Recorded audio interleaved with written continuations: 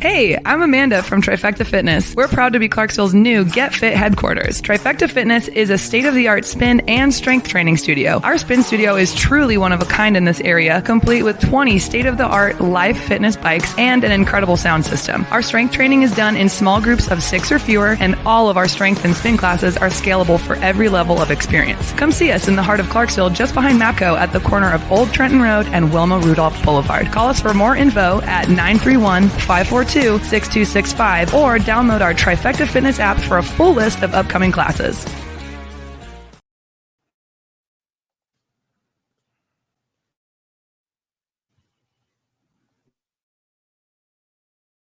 Welcome back. MisFitNation. MisFitNation. We are a show founded by veterans and hosted by veterans and a military spouse. Our mission is to get people to tell their story to the world. If you're an author, share your tips with the MisFitNation. If you're a musician or actor, our audience needs to know how they too can get into the business. Coaches, we love our coaches. Come on, share some of your tips with the audience to help them become better versions of themselves. If you're a corporate leader or an entrepreneur, come on and share how you did it and how hard you have fought for success. If you're a veteran, first responder, or Gold Star family, we would love to have you come on and just share your story with the MisFitNation. We always have time for you. Reach out, we will get you on. If you are feeling down, alone, or starting to see the darkness, stop. Think about those who are around you. You are not alone. You will be missed. If you feel like your problems will be a burden to those in your inner circle, or are embarrassed to share that with them, please dial 988. If you are a veteran, take option 1. We need you to keep pushing forward. Don't make it a permanent solution to a temporary problem. If you're a new listener,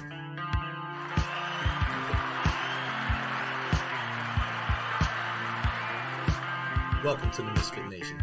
Be sure to subscribe to the show on your favorite podcast apps and also on our YouTube channel at @the_MisFitNation. That's _MisFitNation. Subscribe and click the bell. This will keep you up to date with all of our latest episodes and all of our news. You can also find us on Electrocast Media and About Face Radio. This will keep you tuned into us and learn more about our great guests. Speaking of which, our next guests are the founders of Cairn, and Trail Angels, online communities dedicated to serving the needs of others and offering hope. They have dealt with the loss of a 21-year-old son. They learned to navigate the physical, emotional, and spiritual needs of their family during the many years of the peaks and valleys in dealing with the chronic health challenges of their son. They have learned to embrace life's adventures, both good and difficult. Experience makes us who we are, unique and precious. So without further ado, let's welcome Annette and Mark Anderson, founders of Cairn and Trail Angels. Thank you so much for having us. We're thrilled to be here. It's awesome to have you. I'm glad that, like we talked in the pre-show, that the internet helps us connect like we do now, since we're about 2 inches apart on the map right now. So it'd be a lot harder to meet if we were just walking down the street and I was in Tennessee and you were in Utah. So thank you so much for taking the time to come on here and share your story with us. Glad to be here, Rich. If you don't mind, I know I just gave a little blurb about you there. If you want to go back as far as you want to and how all this started to where we are now. Boy, where do we even begin with this, Annette? This is a story that we're going to make it not so long here, but it's something that has impacted both of our lives and the lives, quite frankly, of our entire family. Not only our entire family, but our community. And our community seems to be getting larger as we continue to share our story and our experiences of learning how to navigate those trails of life that are rocky and still having joy and happiness and being able to persevere. Just kind of give you a quick reason as to why we are called Cairn the Load. CAIRN is an important symbol. If you've ever been hiking, and we love to hike in the mountains of Utah, and if you ever go hiking, you'll see trails. And along those trails, sometimes where there might be a place where you're not quite sure, should I go left? Should I go right? You'll see rock cairns. And those cairns are set up so that we can know which direction we should take. And our whole focus and our objective is to create cairns for others who go through tragedy, who go through difficulties in their life. And we recognize not only from our own tragedy of losing a 21-year-old son from the effects of a brain tumor, but we see so many people, and so many people have reached out to us asking us, how do you deal with the stresses of life? And so we've really tried to focus our attention to those who are dealing, which quite honestly is everybody, with those stresses. That is awesome. And I know hiking, I've seen those things. I never know what they were called. So now I know what they are called. So that's awesome. I've hiked in mountains in Korea, and I've seen them on the edges of the mountains there. I've hiked in the mountains in Afghanistan, also seen them there. Hiked in Afghanistan. I had to climb mountains in Afghanistan. So they were there, but we didn't know what they were called. Thank you for sharing that knowledge. So to add on top of that, just quickly, the people that set those there are called trail angels. So we look at you as a trail angel. We look at others who are really striving to help people along their own personal journey as trail angels. So a good analogy there. That's awesome. So you guys have been, how long have you been doing this since you suffered this tragedy and you went through the whole ups and downs of taking care of your son, and then you lost him now? How long have you been going on and helping others to go through their situations? Well, to just even take it a step back further, our son was 8 years old when I got a phone call one day from his teacher to let me know that she thought maybe we needed to take him to the doctors and get checked because his hands were tremoring. And I thought, at the time, I didn't really think a lot about it. I thought, well, thank you.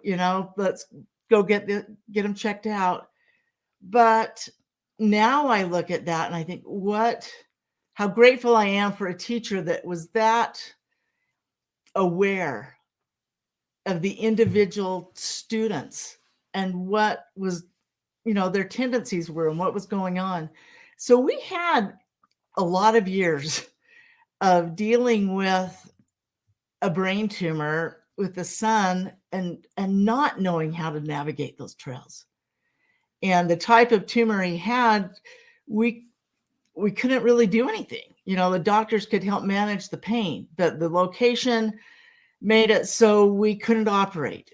Chemo didn't do anything. We couldn't do radiation, like even the gamma knife radiation, because of the location of where it was at. It would have destroyed, vital functions. So then fast forward to 16 years old, and as he grows, this tumor would grow. And a teacher, once again, at school, parent-teacher conferences, tells me, I don't think your son's reading and doing the homework and things like that because he's not doing well on his homework assignments, which was a red flag for me because he was a good student. And I then, talked to our son and he lets us know that, the headaches are worse, all these things that are going on. And at that point, because of technology and the advancement of technology, he was the 6th in the world that they'd ever attempted this type of surgery. Wow. And he wanted it done. He was tired of living in pain. He was tired of the limitations that this tumor was causing. So fast forward, he went through the surgery. We knew it had to be perfect. It wasn't perfect, but he was blessed and we feel like his life was spared and we had a bonus 5 years. So all through this time, we're navigating these trails without a lot of knowledge of which way to go. And, things would happen to him physically and the doctors, we'd be in a doctor's office and the doctor would say, oh, this must have happened in the surgery. So it was even, for them, it became a learning experience as well.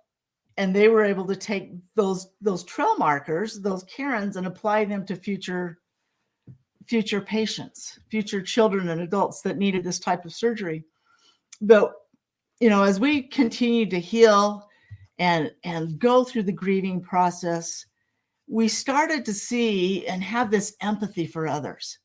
And we could see their pain and we could see their suffering. And we realized that, we had something to offer and we could help others navigate those trails in their life. And so really it's been the last 3 years or so that we have really intentionally tried to make a difference in helping others.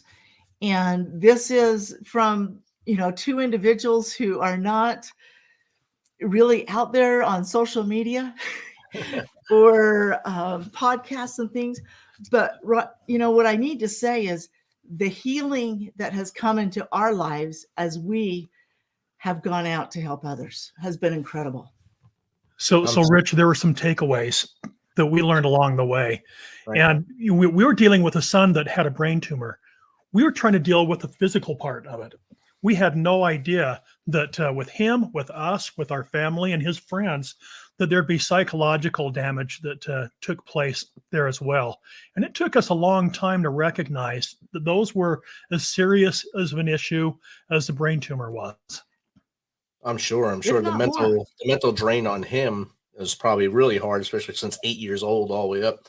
And then his friends seeing him go through this. And of course, you two trying to be the supportive mom and dad the whole time, trying to give him everything he needs to be comfortable and all that time. It was weighing heavy on your heads as well without you even knowing it. It was. And we, like you said, we didn't realize how heavy that weight was. And gratefully, I take this as a blessing, a gift from what we have gone through, is that now we have the ability to see that weight that others are carrying, that load, we call it carrying the load. Well, those rocks are heavy. And the experiences in life, the traumas, they have a weight associated with them. And so what we're trying to do is to help alleviate that weight, to take some of that pain away, to take those rocks and place them down on that trail. We often refer to PTSD as something that happens in the military, and you know all about that, Rich. What we sometimes forget to recognize that there are triggers that all of us have, but especially children right now, dealing with a time that is really different than the rest of the history of mankind, dealing with COVID and dealing with everything that went along with that, the school issues. I came across an article that was from UNICEF that was quoted that throughout the entire world, they quoted that more than 40% of all children in the ages of 10 to 19 across the entire globe are suffering from some type of a mental illness. And that 24% of our population, an increase of 24% of that happened during the last 3 years during COVID. Dealing with things that they've never had to deal with before. And the emergency room visits, UNICEF has said, has increased over 40% during the last 3 years. So that we know that there is an incredible need for being able to better understand what all of us are going through. We see the broken legs. We can understand when someone's got a black eye, but we don't see what's going on inside. And honestly, that was the hardest thing with having a sick son, is he looked normal.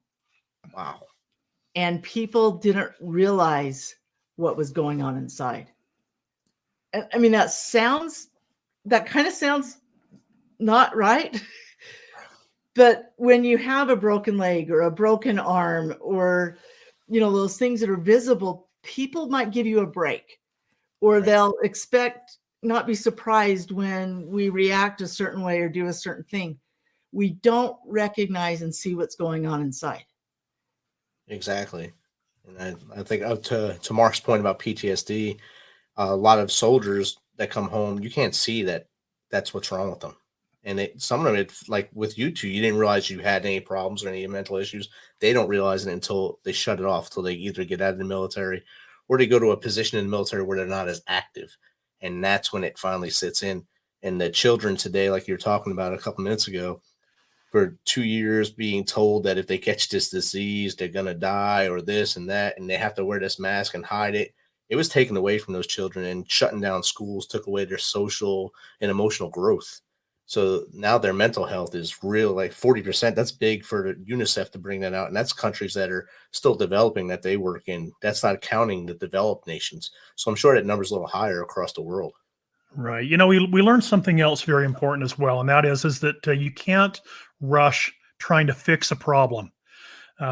Too often, you know, we live in a society that just tries to fix something really quickly, and if you fix it, good, you're there. But if you don't fix it, it's okay. You can just sweep it under the rug, and no one will see it. And we've learned that fixing a broken mind, fixing a broken thinking pattern can be very, very difficult. And it's something that we can't just expect to have fixed overnight. And that Exactly. broken heart is real. Yes.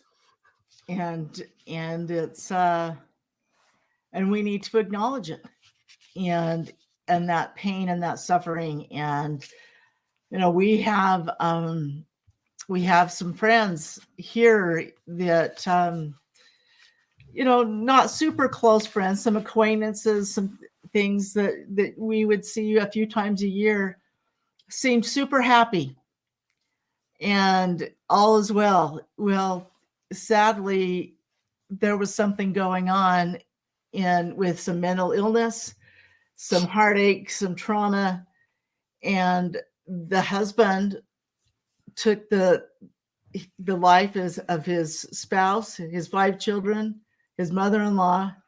This all happened yesterday. Oh my God. Wow. And his life. Wow. That's horrible.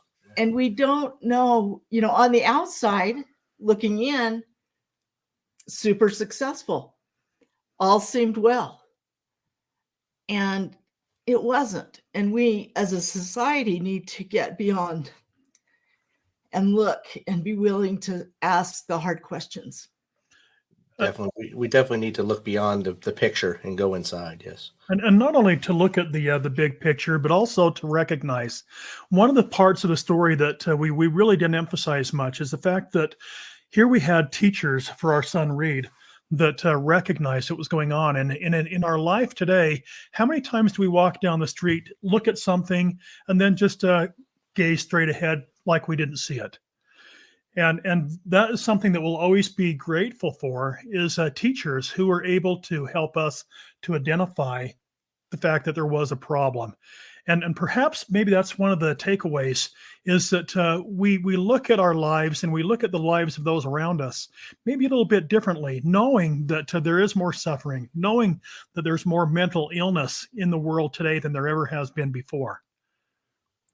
There definitely is. You're right. And like you said, the teacher, when he was 8 years old, what's that, second grade, I guess, right? Yeah. Second grade. Yeah. That's a very alert teacher, because they have one teacher teaches 30 kids at a time all day long. He or she has to see those kids all day and try to find out something about each one that's different, and to pick that out and be able to give you the knowledge of that you weren't able to see because you weren't looking at it from a different lens at your home. That really helped him to, I guess, to give you the blessings of having him for those 13 more years. Yes, you know, and I will forever be grateful for her. You know, there's been something that I'd like to share with your audience about being broken and on my healing journey. And, you know, one day I was going to be speaking to a group of women, and I knew what their theme was, and that, you know, that their focus of their conference was on. And I couldn't narrow down this message I needed to share. And one morning I was on the treadmill and I told Mark, I said, I've got to just focus on this all day long. And I later found this poem and this talk about a broken vessel. And then it went into kintsugi, and kintsugi is an ancient Japanese art where this precious vessel was broken, and the ruler's servants thought they were going to be killed because they broke this vessel. And they spent this time and this precious metal to put it all back together. And ultimately, this vessel was stronger and more beautiful because of the brokenness and the scars and the beauty that came because of those experiences. And then I saw this picture of our son Reed, and he loved to keep his hair really short because you saw this scar that went from the top of his head, down to his ear. And I hated it because the scar brought up, these triggers and the trauma. And he had this big, nasty, gnarly scar on his leg where he had knee surgery and then got a staph infection and all these other crazy things that went on. And I started thinking about compare me and how I hide my scars and why our son Reed, he just pride showing off his scars, and he had this 8x10 glossy that he gave to his sisters and framed for them to have in their apartment, at college. And he wanted everybody to see his scars. And then finally one day, as I'm just really pondering and trying to understand were we so different? And I realized that he recognized that his scars were battle wounds of what he had overcome. Right. Well, my scars are also battle wounds of what I had overcome. But I didn't recognize that they made me stronger, that really they make me who I am. And that's what made Reed who he was, the things that he went through. And as each of us, whether it's in the military, whether it's just health issues or mental health or, physical ailments, those battle wounds, those scars, the brokenness, that when we heal, when we put it back together with the precious metal, we are stronger, we're more beautiful than we ever were before. And that was when the switch turned for me. Wow. And it was like, wow, I can make a difference. I don't have to hide from my brokenness because others are going to think this and this and this of me. Right. Where I thought that before, I thought if they knew I struggled with this, then what would they think? And as soon as that light bulb went off and I switched the way I thought about myself and my battle wounds and what I had overcome, everything changed. That's so amazing. one of the things that we found, Rich, is that throughout those years, we lost our son in 2011. And since that time, we've recognized that there are things that we go through that are inevitable. It's not a matter of, are you ever going to experience the death of a loved one? It's not a matter of, are you ever going to lose a job? Or are you going to be in a position where you don't have the resources that you need? And so one of the things that we have done is we do an awful lot of work with adolescents. We talk to adolescents. We have groups of adolescents that we have a 10-week course with.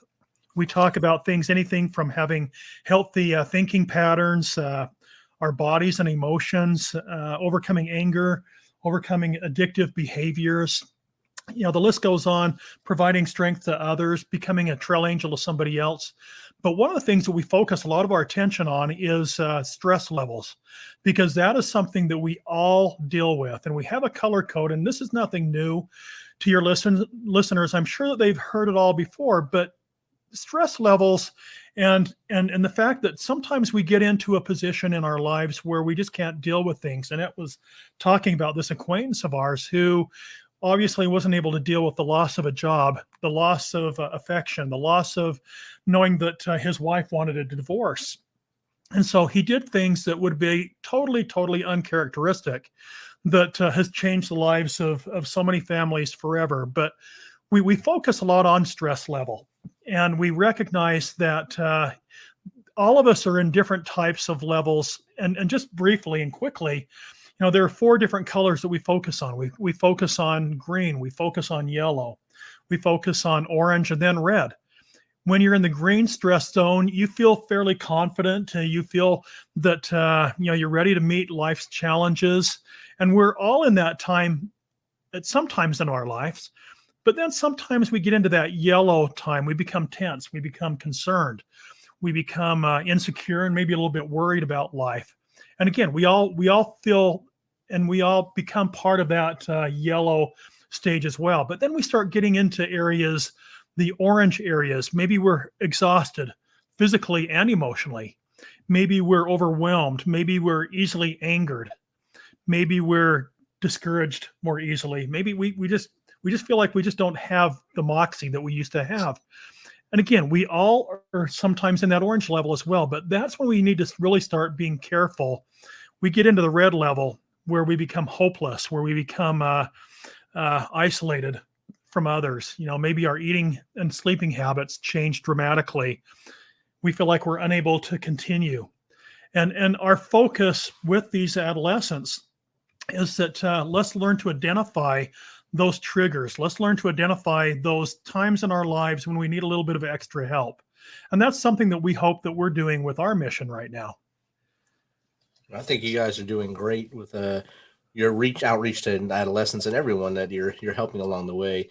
When you talked about Reed's scar and how proud he was of the scar, first thing I thought was, yeah, he's going through a lot of stuff, but he's still a boy. Boys love scars and they love to show them off. When I got wounded in Afghanistan, my niece was all worried about me, and I told her my knee now looks like Harry Potter's head.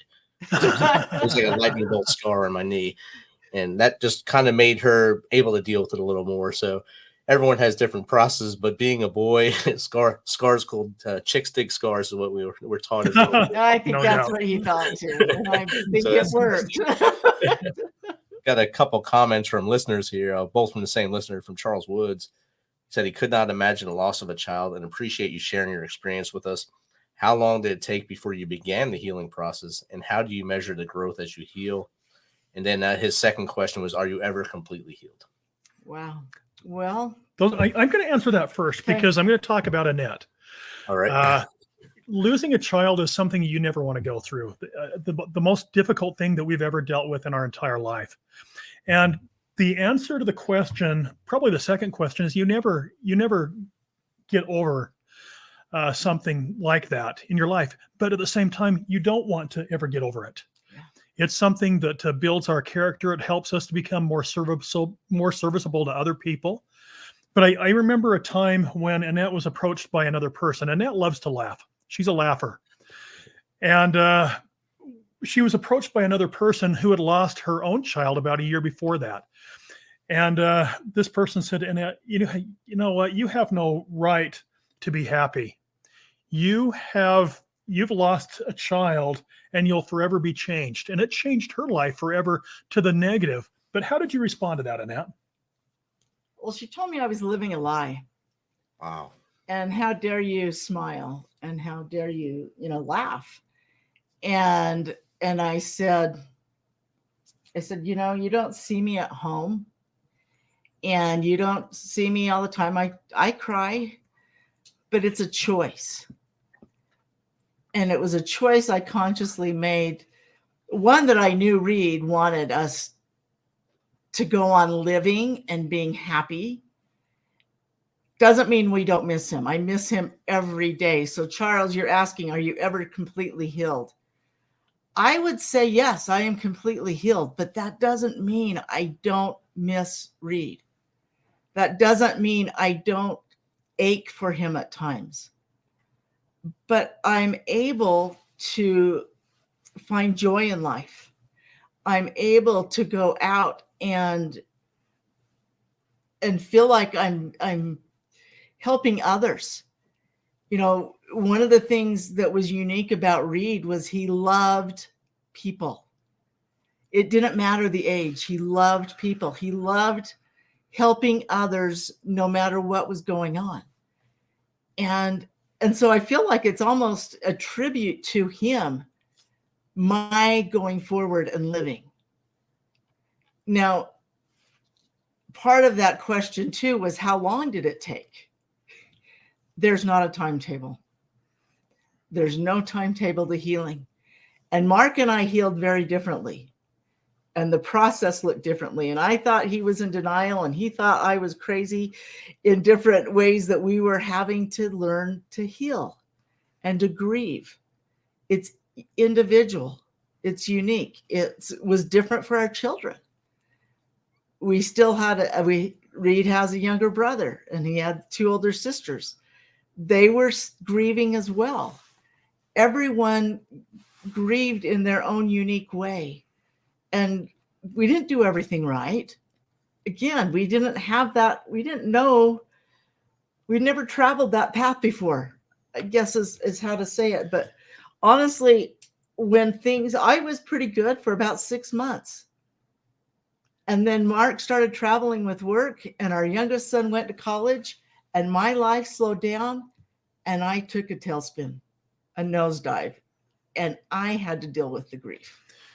You know, does that make sense? Yes, it does, very much so. And being healed down, everything bottles up on you when you slow down. Same thing I was talking about earlier for the soldiers or military people coming home. Once they slow down or change jobs, that's when it really hits the hardest. Here's what we've learned is that you can be healed without being cured, and you can be cured without being healed. And when you look at those that are dealing with the suffering, you might have a broken leg, but it's probably going to get better. But the healing part is very difficult when it comes to the mind. And what we've learned is that it's okay to grieve. It's okay to grieve differently. One of the big epiphanies in our life is we took, I don't know if you're familiar with the Enneagram. We took the Enneagram test, and it came out that I was completely different than Annette was. I'm a, well, what were you? You were a helper. I'm a helper, and you're an achiever. and we learned that achievers and helpers are completely different when it comes to dealing with tragedy. And so we learned a lot about ourselves. And one of the things that we learn about ourselves is it's okay to ask for help. We have this idea in our mind that, especially guys, you know this, Rich, that as a guy, if you can't heal yourself, then there's a problem. You shouldn't have to go to someone that is a professional. We have learned that through not only ourselves, but through other people that we've worked with and that we've dealt with over the last number of years, that professional help is a critical component to that healing process. It definitely is. And I've seen advances with having professional help. When I first came out of the military, it was always medications. Without even looking at you, without even talking to you, here's these drugs to make you feel better. And I didn't even know what they were, so I just brought them to the police station and turned them in because I didn't know what kind of drugs they were. Mm-hmm. I didn't want to take them, and I didn't want it in my body. And I finally found a doc that actually fit with me, and we just talked. We did a EMDR with eye movement therapy, and that helped me the best. And he was a great dude, still is a great dude. And that led me to a better path and got me out of my own way and helped me to get over myself. And that's one of the questions in the chat now. The military loves to medicate, and so does the VA. Is that an option? Is that also happening on the civilian world, or what would be your personal recommendation to heal? I think you need to trust those around you. And if you're at a point in your life where you don't trust yourself and your own intuition, then I hope you have a trusted confidant, someone who mentors you, someone who will help you make those correct decisions.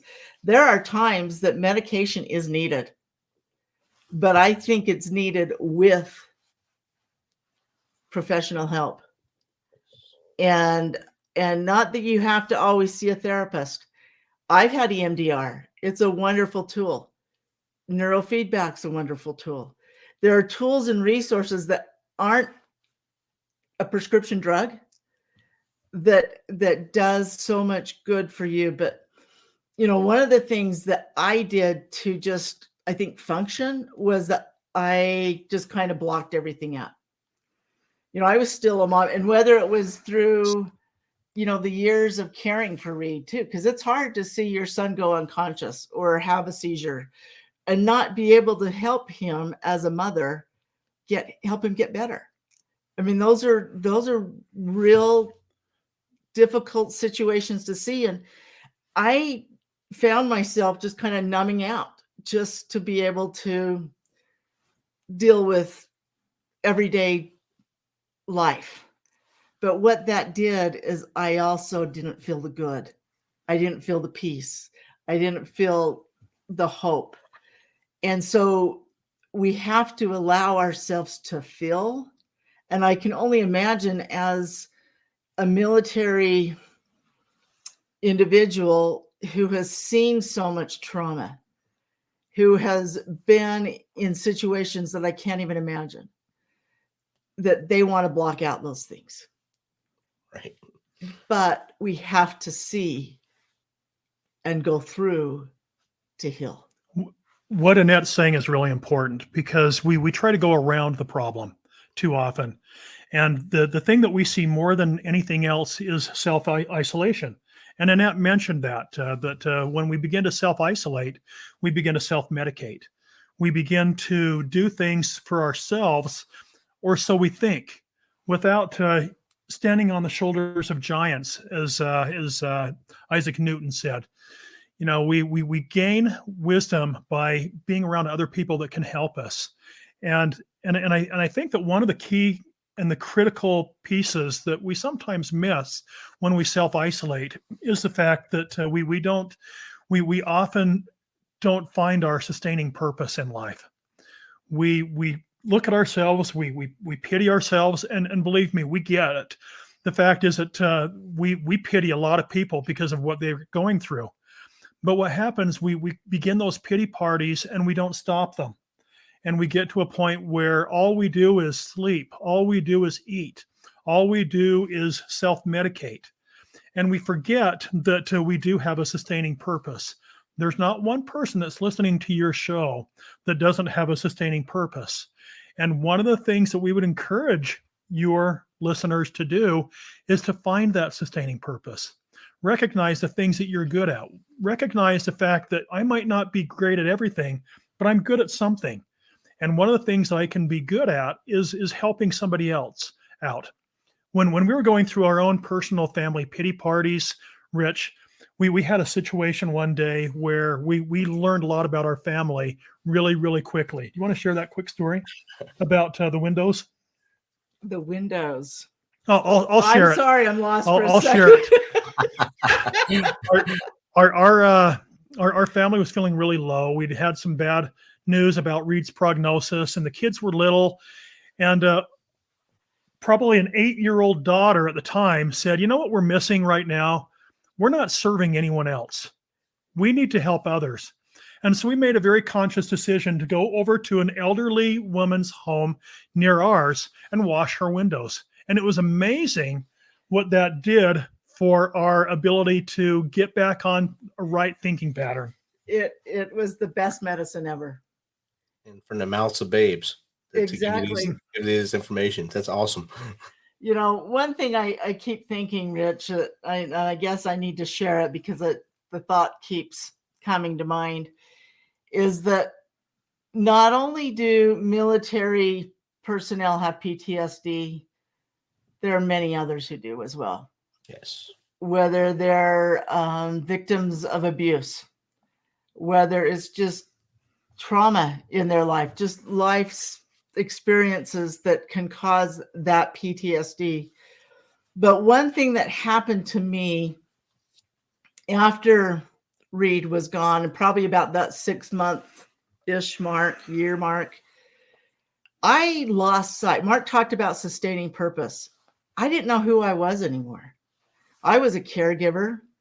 I was, that went out the window, basically. We're talking about windows.